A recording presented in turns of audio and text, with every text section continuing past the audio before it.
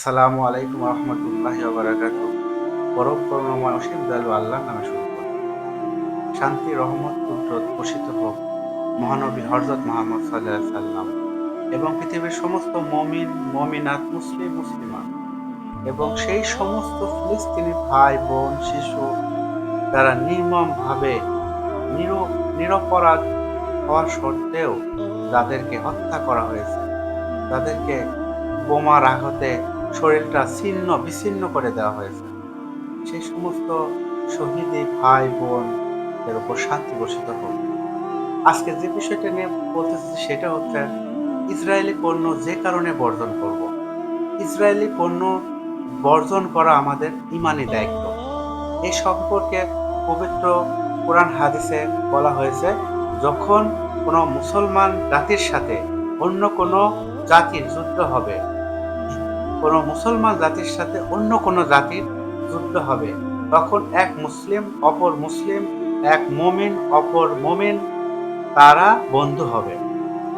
কোনো মুসলিম অন্য মুসলিম দলকে সাহায্য করা বাদ দিয়ে কোনো মুনাফিক বা ওই সমস্ত মুসলমানের সাথে যারা যুদ্ধ করছে সেই সমস্ত কাফেরদের পক্ষ নিতে পারবে না। যদি কেউ পক্ষ নেয় তাহলে সে ইসলাম থেকে খারিজ হয়ে যাবে।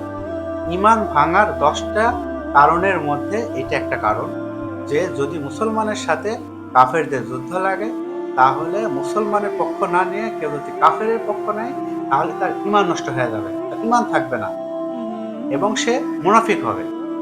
এ কারণে আমাদের প্রত্যেকটি মুসলমান ভাই বোন সবার একমত এই বিষয়ে যে আমরা ইসরায়েলি পণ্য বর্জন করব। কিন্তু বর্জন করব কিভাবে?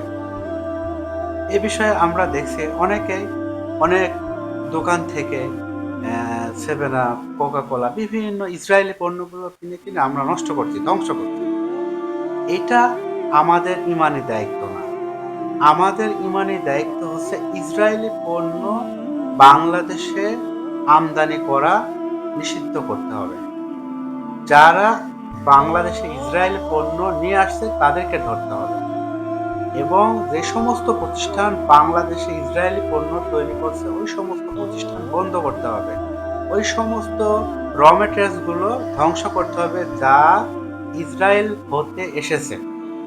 এক্ষেত্রে যারা ডিলার আছে তাদের ভূমিকা পালন করতে হবে এবং খুচরা পাইকারি উভয় ব্যবসায়ীকে ভূমিকা পালন করতে হবে এবং আমাদের সরকারকেও এই বিষয়ে দায়িত্ব পালন করতে হবে এবং আমাদের সাধারণ যারা জনতা, আমাদেরও একটা সাধারণ দায়িত্ব পালন করতে হবে। মনে করেন কোনো দোকানে ইসরায়েলি পণ্য আছে, আমি সেটা নিয়ে ধ্বংস করলাম, এটা কি আমার উপকার হইলো? ইসরায়েলের কোনো ক্ষতি হইলো? না, তাদের কোনো ক্ষতি হলো না। তারা তো ঠিকই টাকা নিয়ে নিছে, পণ্যটা আমরা কিনেছি, এখন ওই পণ্যটা আমরা দোকানে রাখছি, ওইটা যদি আমরা ধ্বংস করি তাহলে ইসরায়েলের লসের চাইতে লাভ হইলো, কারণ তারা তো টাকা পেয়ে গেছে। আমাদের উচিত যে সমস্ত পণ্যগুলো বাংলাদেশে আছে বর্তমানে সেগুলো ধ্বংস না করে কোনো পণ্য যাতে আমদানি না করতে পারে, কোনো পণ্য ইসরায়েলের সাথে রপ্তানি করতে না পারে, ইসরায়েলের সাথে কোনো সম্পর্ক, কোনো কূটনৈতিক সম্পর্ক, কোনো কিছু রাখা যাবে না এবং আমাদের সমস্ত জনতার উচিত সে সমস্ত প্রতিষ্ঠানগুলো বন্ধ করে দেওয়া যেগুলো ইসরায়েলি পণ্য উৎপাদন করছে, সেগুলো ধ্বংস করে দেওয়া। এখানে একটা বিষয় মাথায় রাখতে হবে যে ওই সমস্ত প্রতিষ্ঠানে যে সমস্ত আমাদের শ্রমিক কর্মচারী ভাই বোনেরা আছে তাদেরকে অন্য কোনো কাজের ব্যবস্থা করে দিতে হবে, তাদেরকে অন্য কোনো কোম্পানিতে চাকরির ব্যবস্থা করে দিতে হবে, তাদেরকে জীবনযাপনের জন্য সাহায্য করতে হবে যেন তারা ওই সমস্ত ইসরায়েলি পণ্য সাথে সংশ্লিষ্ট সমস্ত প্রতিষ্ঠানে চাকরি না করে। এটা আমাদের ইমানি দায়িত্ব, কারণ এখানে আমরা যেহেতু মুসলিম কান্ট্রি, আমরা একজন রাষ্ট্র প্রধানের অধীনে আছি। আমাদের উচিত রাষ্ট্রপ্রধান যতবেল পর্যন্ত আমাদেরকে যুদ্ধের জন্য জিহাদের জন্য না ডাকে ততবেল পর্যন্ত আমাদের অপেক্ষা করতে হবে। আমরা বাংলাদেশের 16 কোটির মধ্যে প্রায় 3 কোটি যুবক, ছাত্র, জনতা, তরুণ, কিশোর আমরা আছি। আমি বিশেষ করে বাংলাদেশের প্রধানকে বলবো যে আপনার এমন একটা সিস্টেম করেন, যারা 8ম শ্রেণী পাশ করছে তাদেরকে 3 মাসের ট্রেনিং দেয়া।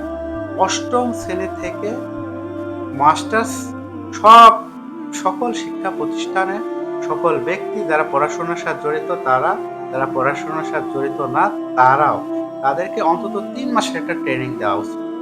3 মাসের ট্রেনিং এর মাধ্যমে আমরা যুদ্ধের প্রশিক্ষণ শিখতে চাই এবং প্রয়োজনে আমরা যে কোনো সময় যদি রাষ্ট্রপ্রধান আমাদের জিহাদের জন্য ডাকে, তাহলে আমরা যুদ্ধের জন্য প্রস্তুত থাকতে চাই।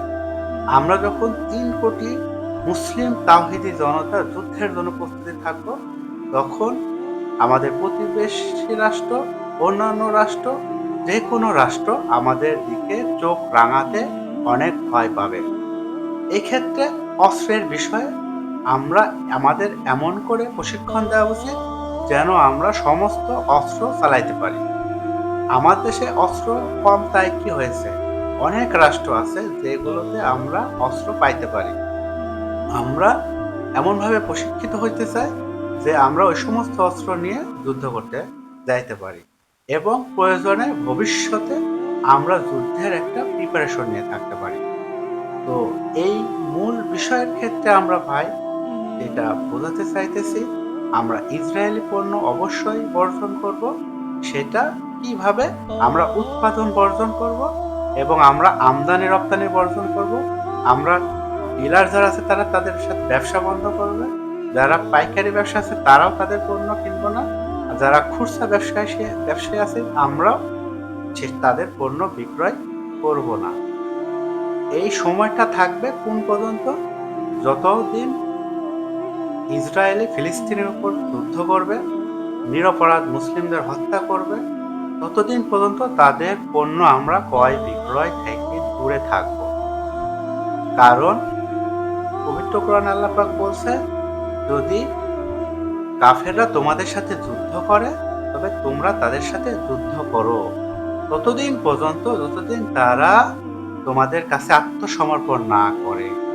যদি তারা তোমাদের কাছে আত্মসমর্পণ করে তবে তাদের রাস্তা ছেড়ে দাও, তাদেরকে নিরাপত্তা দাও। যদি তারা তওবা করে, যদি তারা মুসলমানের কাছে আত্মসমর্পণ করে যে আর কোনোদিন যুদ্ধ করবে না এবং তারা যুদ্ধ বন্ধ করে, তাহলে আমরা তাদের পণ্য কিনতে পারি, না হলে আমরা তাদের পণ্য কিনতে পারি না। আর বিশেষ করে সেই সমস্ত প্রতিষ্ঠানে যত শ্রমিক কর্মচারী ভাই বোনেরা আছে, তাদের জন্য আমাদের কর্মসংস্থানের ব্যবস্থা করতে হবে। বিভিন্ন জাকাত ফান্ডের থেকে তাদেরকে ব্যবসার সুযোগ করে দিতে হবে, অথবা সরকারিভাবে তাদের বিভিন্ন কোম্পানিতে চাকরির ব্যবস্থা করতে হবে। কারণ তাদের পরিবার তারা এই পেশার সাথে জড়িত। আমরা ইসরায়েলি পণ্য যেগুলো আমাদের বাংলাদেশে আছে সেগুলো ধ্বংস না করে আমরা যেগুলো আমদানি করছে সেগুলো বন্ধ করে দেব, রপ্তানি বন্ধ করব, ক্রয় বিক্রয় বন্ধ করব। কারণ যেটা ক্রয় করা হয়েছে সেটা আপনার আমার এই দেশের সম্পদ, সেটা নষ্ট করলে তাদের কোনো ক্ষতি নাই, তাদের কোনো অর্থ কমবে না, তারা বরং আরো লাভবান হবে। অতএব আমরা ভবিষ্যতে ইমানি দায়িত্বের সাথে এটা গুরুত্ব দিয়ে দেখব।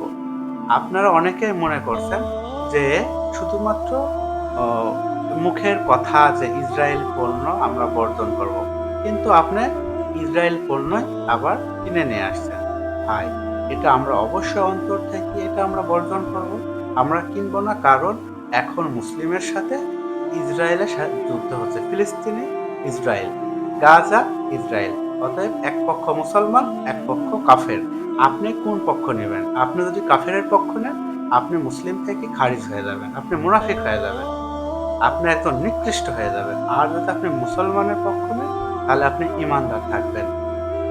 তাই আমি ভবিষ্যতে এখন থেকে আজ থেকে কোনো ইসরায়েলি পণ্য আমদানি রপ্তানি উৎপাদন করতে দেব না, বা কোনো ইসরায়েলি পণ্য আমরা ডিলারশিপের মাধ্যমে কিনব না। আমরা সেগুলো অবশ্যই বর্জন করব এবং উৎপাদন থেকে আমরা দূরে থাকবো এবং ওগুলো পণ্য সামগ্রী যত র ম্যাটার্স আছে সেগুলো আমরা নিব না এবং ওগুলো ধ্বংস করে দেব। কিন্তু যেগুলো আছে আমাদের বাংলাদেশে সেগুলো কোনো দোকানদারের দোকানে কেনা আছে তার সম্পদ, সেটা নষ্ট করব না। কিন্তু আমরা উৎপাদনের ক্ষেত্রে আমরা নষ্ট করব। আমরা ক্রয় করব না, আর কোনো নতুনভাবে ক্রয় করব না, নতুনভাবে আমদানি করব না, নতুনভাবে আমরা বিক্রয় করব না এবং আমাদের ইমানি দায়িত্ব নিয়ে আমরা অবশ্যই এটা মেনে চলবো।